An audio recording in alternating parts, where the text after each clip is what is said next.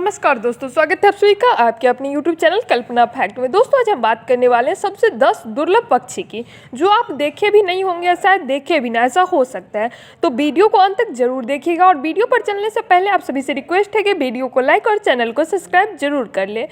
पक्षी प्रेमी होने के नाते हम जानते हैं कि दुनिया के सबसे खूबसूरत प्राणी है और साथ ही सबसे असुरक्षित भी है। वहीं बता दें दोस्तों कि सबसे पहले पक्षी की बात करें तो सुनहरा तीतर है, जो क्राइसोलोफस पिक्स है। असली गोल्डन तीतर चीन के पश्चिम जंगलों के मूल निवासी है।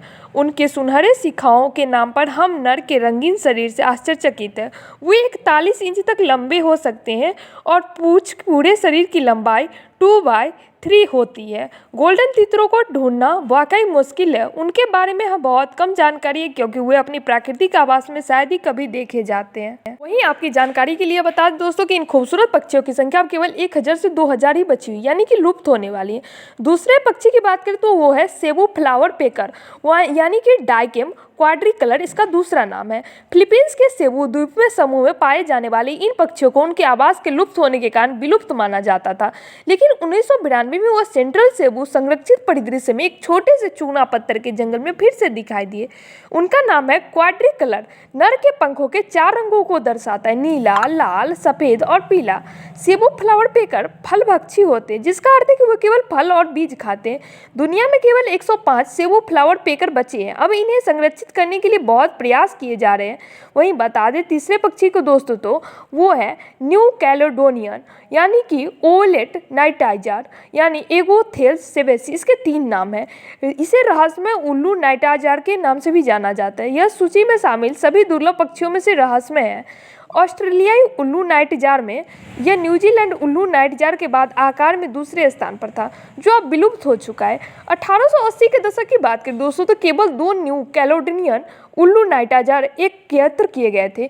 उनमें से एक को अब खोजा गया है, जब वह न्यू कैलेडोनिया के छोटे से गांव टोंगहोवे के एक बेडरूम में उड़कर आया था। 1915 तक बहुत कम ही देखे गए थे। वहीं शोधकर्ताओं का मानना है कि उनकी संख्या वृद्धि नहीं हुई है।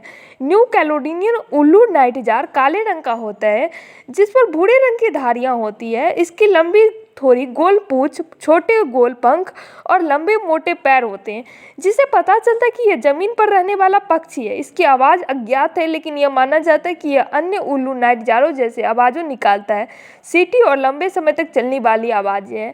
न्यू कैलेडोनियन आउलेट नाइटजार्स की संख्या 50 से भी कम रह गई है। इस प्रजाति के संरक्षण के लिए कोई प्रयास नहीं किए गए हैं। वहीं तीसरे पक्षी की बात करें दोस्तों तो वो है इम्पीरियल अमेजन, इमेजोना इम्पीरियस इसका दूसरा नाम है। डोमिनियन गणराज्य का इम्पीरियल अमेजन, जिसे स्थानीय रूप से सिसेरो के नाम से जाना जाता है, इस कैरेबियाई द्वीप का स्थानिक पक्षी है और इसका राष्ट्रीय पक्षी भी है। यह प्रजाति गंभीर रूप से संकटग्रस्त है। 2019 में यह अनुमान लगाया गया था कि जंगल में केवल लगभग 50 व्यक्ति बचे हुए हैं, जो पिछली गिनती के सैकड़ों से कम है।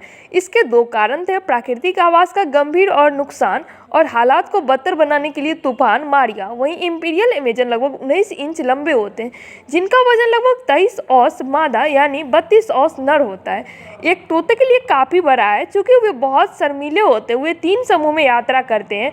अधिकतम ही तो कभी कभी वे लाल गर्दन वाले अमेजन के साथ झुंड में रहने में सहज महसूस करते। वे अच्छे पर्वतारोही और शक्तिशाली पंखों वाले, मजबूत उड़ने वाले, वे पेड़ों की चोटी पर बैठना पसंद करते हैं। उन्हें पहचानना मुश्किल है, क्योंकि वे अपने पंखों से अच्छी तरह छिपे रहते हैं। ये चौथा पक्षी है नीली आंखों वाला जमीनी कबूतर, कोलंबिया साइनोपिस। यह प्यारे कबूतर दुनिया के सबसे दुर्लभ और सबसे लुप्त प्राय कबूतर है, जो ब्राजील के सेराडो क्षेत्र में पाए जाते हैं। वहीं 75 साल तक उन्हें विलुप्त माना जाता रहा, लेकिन 2015 में इस प्रजाति के 12 कबूतरों को फिर से खुशी खुशी खोज लिया गया। पक्षी विज्ञानी राफेल वेसा, उन्होंने एक रहस्यमयी पक्षी की आवाज़ सुनी, उसे रिकॉर्ड किया और जब उसे वापस सुनाया तो पता चला कि वह नीली आंखों वाली जमीन कबूतर था। उन्हें आश्चर्य हुआ कि वे विलुप्त नहीं हुए थे। उनकी चमकीली नीली आंखें कारण यह नाम दिया गया, जो उनके पंखों पर मौजूद धब्बों में मेल खाती है। नीला रंग उनके शीर्ष मिट्टी भूरे लाल पंखों में एकदम विपरीत है। वहीं बात करें 205वें पक्षी की तो वो काकापो है। इसका दूसरा नाम स्ट्रिगोप्स हैब्रोलिप्टस है। काकापो एक रात्रिचर उड़ने में असमर्थ तोता है जो न्यूजीलैंड में पाया जाता है और इसका कोई करीबी रिश्तेदार नहीं है। यह अजीब दिखने वाला लेकिन प्यारा पक्षी गंभीर रूप से लुप्त प्राय है।